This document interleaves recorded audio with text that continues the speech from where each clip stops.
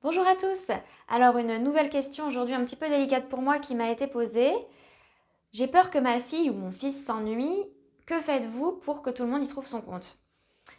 Alors c'est un petit peu délicat pour moi parce que tous les enseignants déjà ne mettent pas les mêmes choses en place et tous les enseignants n'accordent pas forcément autant d'importance aussi à mettre des choses en place tout simplement. Donc voilà, ça dépend de notre habitude, de la classe qu'on a en face, de notre rythme. Tout n'est pas forcément possible non plus dans ce que je vais vous dire. Donc voilà, moi je vais surtout vous parler de ce que je fais ou de ce que j'ai pu observer. Alors tout n'est pas mis en classe tout n'est pas mis en place dans la même classe. Euh, il y en a aussi qui vont mettre tout ce que je vais vous dire dans une même classe, mais voilà, ça dépend vraiment de nos organisations. Donc déjà, là, je dirais que la première chose que l'on fait, et qui est la plus simple pour nous et qui est quand même relativement efficace, c'est d'adapter tout simplement le nombre d'exercices qu'on demande aux élèves ou d'adapter le nombre de questions, parce que des fois, c'est un exercice avec beaucoup de questions. Donc voilà, donc dans ces cas-là, on a deux possibilités. Soit on donne beaucoup d'exercices, alors attention, hein, quand je dis beaucoup, c'est pas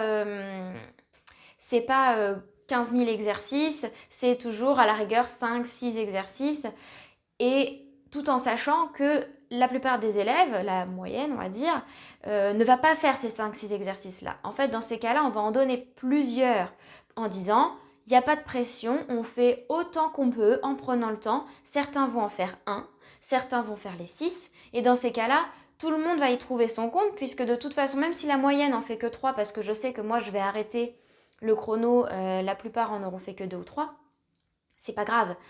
Au moins dans ces cas-là, il n'y a pas de toi tu en fais tant, toi t'en fais tant, toi t'en fais tant, c'est moins nominatif. Après, on a aussi la possibilité de dire voilà, moi j'attends 2, 3 exercices, j'attends ces exercices-là, je les note au tableau. Et donc je vais attendre que tous les élèves aient fait ces exercices-là. Et s'il y en a qui ont fini plus rapidement, dans ces cas-là, je vais individuellement aller les voir en leur disant ben voilà, tu peux faire celui-là en plus. Ou alors, si je ne veux pas aller les voir individuellement, je vais par exemple noter l'exercice d'une autre couleur au tableau. Si je les ai tous notés en noir, l'exercice 1, 2, 3, je vais dire, eh bien, ceux qui ont le temps, s'il y en a qui ont le temps, ils peuvent faire l'exercice 4. Et lui, je vais le noter d'une couleur différente pour montrer que c'est un exercice, on va dire bonus ou facultatif, si on a le temps. Par contre, si on a le temps, on est obligé de le faire. Mais si on n'a pas eu le temps, il n'y a pas de pression. Je préfère que les 3 premiers soient faits correctement plutôt que de se dépêcher de bâcler les 3 premiers. Voilà. Donc ça, c'est, je dirais, la partie la plus simple de notre adaptation. Voilà. Alors après, j'ai également pu fabriquer ou vu dans certaines classes des cahiers d'autonomie. Ça fonctionne aussi très bien. Alors attention, cahier d'autonomie, ça sous-entend pas un cahier avec que des coloriages ou c'est de l'amusement. C'est vraiment un cahier ou un ensemble de feuilles agrafées ensemble dans le but qu'ils travaillent de manière efficace et que ce soit intéressant pour pour leur apprentissage soit d'une matière en particulier ou soit de plein de matières. Moi généralement je fais plutôt un mélange de matières parce que ça permet que quand l'enfant le fait, il puisse choisir un petit peu dans quel ordre il le fait. Alors certains commencent forcément par ce qu'ils préfèrent, d'autres se disent je garde le meilleur pour la fin. Donc voilà, ça dépend. Mais le fait de mélanger les compétences et les matières, au moins, ça permet que le cahier d'autonomie soit un travail un peu plus plaisir parce qu'on fait un peu plus ce qu'on veut. Voilà, bien sûr, le cahier arrive que pour les enfants effectivement plus rapides. Il peut y avoir des moments dans la journée où je vais dire, bon là on a 5 minutes, vous prenez tous votre cahier d'autonomie. Voilà. Donc dans ce cahier d'autonomie, on peut trouver quand même, quand je dis il n'y a pas de coloriage, on peut trouver quand même un mandala par exemple, parce que le mandala c'est quelque chose de spécifique. Normalement, si on leur donne les règles du mandala, on est censé commencer par colorier à l'intérieur et aller petit à petit vers l'extérieur. Et il y a aussi une autre règle, c'est que il ne doit pas y avoir 2 cases côte à côte qui soient coloriées par la même couleur. Il peut y avoir bleu clair, bleu foncé, mais pas 2 fois le même bleu clair côte à côte. Et donc ça, si les enfants le respectent, ça impose quand même d'avoir une certaine rigueur quand ils le font. Ils vont remarquer qu'il y a une question de symétrie, donc s'il y a de la symétrie potentiellement, on utilise une même couleur, etc. Enfin voilà. Alors après, on peut aussi avoir des coloriages magiques. Alors attention, c'est pas parce qu'on entend le mot coloriage que c'est facile et que ça leur fait rien travailler. Parce qu'un coloriage magique, ça peut tout aussi bien être un coloriage où ils révisent leur table de multiplication, où il y a des additions, mais ça peut aussi être un coloriage magique en français. Par exemple, colorier tous les verbes du premier groupe de telle couleur, les verbes du deuxième groupe d'une telle couleur et les verbes du troisième groupe d'une telle couleur. Et donc ça fait travailler la conjugaison. Donc voilà, il y a plein de possibilités grâce au coloriage magique. On peut aussi mettre par exemple des mots croisés, alors que ce soit en français, en anglais, pour réviser du vocabulaire, des termes qu'on a pu voir en classe. Ça peut aussi être tout simplement, alors là c'est un peu moins ludique, mais une page de problème ou une page de calcul posé. Mais là, encore une fois, quand ils le font, ils peuvent très bien faire un calcul posé, un problème et une petite partie des mots croisés. Ils ne sont pas obligés de finir une page avant de passer à l'autre. Alors après, ça, c'est ma façon de fonctionner, encore une fois. Hein. Donc globalement, ce cahier d'autonomie, ça va être des activités un peu plus ludiques, pour la plupart, à faire seul et dans l'ordre qu'on veut. Donc un enfant qui est plus rapide, plus performant, etc., eh ben, il a le temps de s'entraîner à faire autre chose et il n'a pas le temps de s'ennuyer dans ces cas-là. Voilà. Après, on peut tout simplement aussi, c'est pas simple pour l'enseignant, mais dans l'idée, c'est rapide à comprendre. On peut aussi donner des activités juste plus difficiles à des élèves qui sont plus performants, qui avancent un peu plus vite.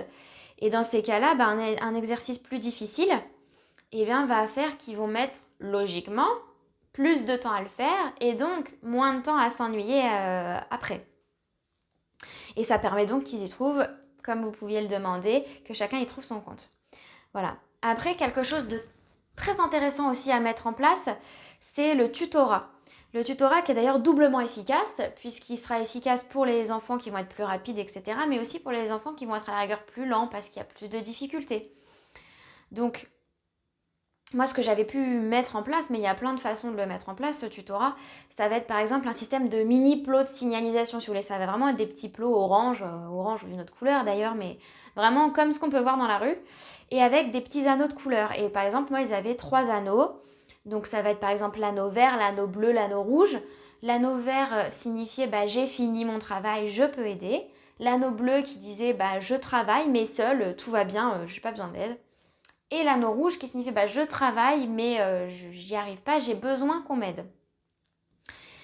Donc évidemment, ces anneaux-là, on n'avait pas le droit de les mettre avant un certain temps. Il y a un moment donné où je disais ok, maintenant on peut signaler avec son anneau. Alors au départ, tout le monde est forcément en bleu et après, soit on le change en vert ou en rouge ou on le laisse bleu. Parce qu'évidemment, le but n'est pas qu'un élève qui a des difficultés n'essaye même pas de le faire tout seul et demande tout de suite de l'aide. Dans ces cas-là, ça n'a pas d'intérêt. Le tutorat, il est intéressant si on a quand même déjà cherché un peu tout seul.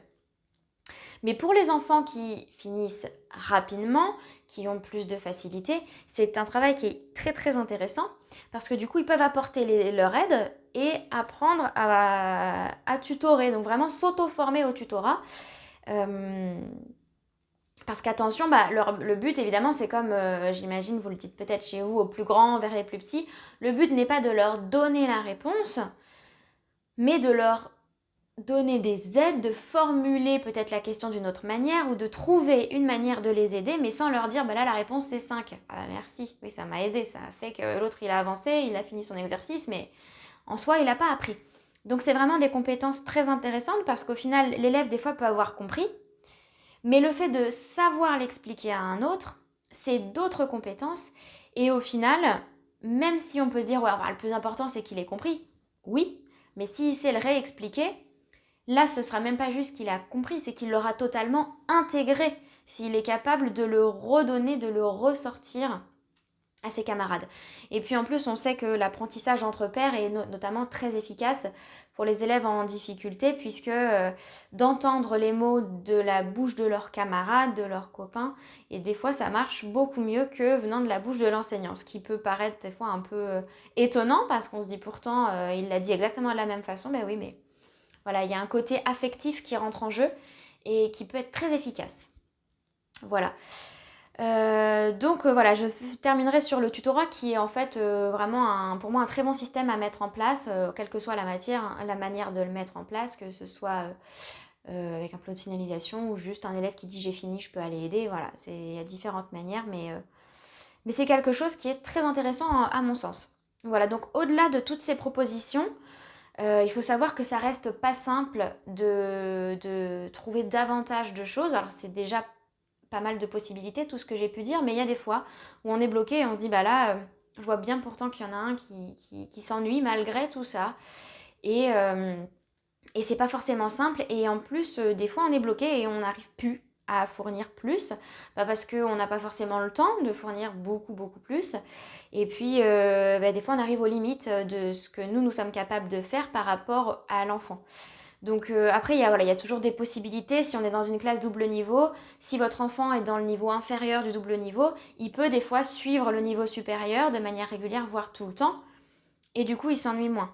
Mais bon, quand c'est dans une classe simple niveau, c'est pas forcément toujours possible à mettre en place. Donc dans ces cas-là, prenez rendez-vous avec l'enseignant et en fonction de ce qui est déjà mis en place en classe dans l'année, peut-être qu'il sera envisagé du coup de sauter une classe et de passer à un niveau double supérieur l'année suivante. Mais alors attention, je compte sur vous, ne courez pas voir le directeur ou la directrice de l'école dès demain en disant mon fils il s'ennuie, il doit changer de classe, il doit sauter une classe l'année prochaine. Non, il faut déjà voir un peu quand même ce qui est mis en place en classe, et puis voir qu'est-ce qu'on appelle par s'ennuyer, parce que des fois votre enfant dit oh, je m'ennuie, en fait il s'est ennuyé 5 minutes dans la journée, et les autres jours non. Donc ça dépend à quel moment il s'ennuyait, sous quelle forme, et ce qui est déjà mis en place, bien évidemment. Voilà, donc surtout ne prenez pas au pied de la lettre ce que je viens de dire en disant « Ah là là, s'il s'ennuie, il doit sauter une classe ». Attention, bien sûr, hein, on ne fait pas des sauts de classe tous les jours en permanence, etc. Ça reste rare, c'est des cas bien particuliers. Voilà, donc je vous laisse pour aujourd'hui. Et vous, votre enfant, est-ce qu'il a la sensation de s'ennuyer en classe et que lui dites-vous? Que fait-il pour arrêter de s'ennuyer en classe? Est-ce qu'il se met à faire des bêtises ou est-ce que l'enseignante lui a proposé différentes méthodes pour ne plus s'ennuyer? Voilà, et bien à très vite!